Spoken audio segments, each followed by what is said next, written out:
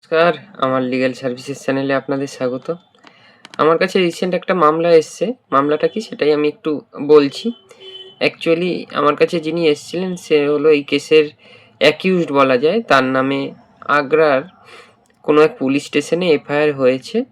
কী কারণে? সে আগ্রার কোনো একটা কোম্পানির সঙ্গে তেলের বিজনেস করত, কিন্তু তার বিজনেসটা যেহেতু লস হয়ে যায়, সে এর জন্য বেশ কিছু টাকা আর সেই কোম্পানিকে দিতে পারেনি। কোম্পানি বহুবার তাকে হোয়াটসঅ্যাপে এবং কোম্পানির যে প্যাড হয়ে তাকে নোটিশ করেছে, সে কিন্তু কোনোরকমভাবে কোনোরকম রেসপন্স করেনি। তারপরে কিন্তু তারা লোকাল পুলিশ স্টেশনে একটা এফআইআর করে এবং সেই হিসাবে ওইখানের পুলিশ স্টেশন থেকে এখানে এসে এনাদের কাছ থেকে সই সাবুত করে নিয়ে গেছে।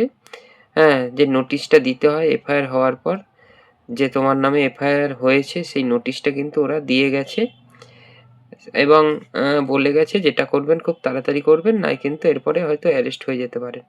এবং সেই ক্লায়েন্টের এখন বক্তব্য হলো যে তারা কলকাতা থেকে বা হাইকোর্ট থেকে কি সেই বেলটা করাতে পারবে? দিয়ে আমি তাদেরকে এই উত্তরটাই বললাম যে না, হাইকোর্ট থেকে বেল করানো যাবে না, যেহেতু যেই পুলিশ স্টেশনের আন্ডারে যেই কোর্টে হয়েছে, হয় সেখান থেকে করতে হবে অথবা উত্তরপ্রদেশের যে হাইকোর্ট আছে এলাহাবাদ, সেখান থেকে করতে হবে।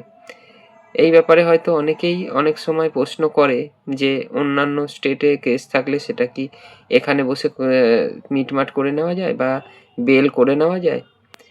তার উত্তর কিন্তু না, কারণ যেই স্টেটে অ্যাকচুয়ালি কেসটা হয়েছে সেখানে গিয়েই কিন্তু সেই পুলিশ স্টেশন যেই কোর্টের আন্ডারে আছে সেখান থেকেই কিন্তু তাকে বেলটা করাতে হবে।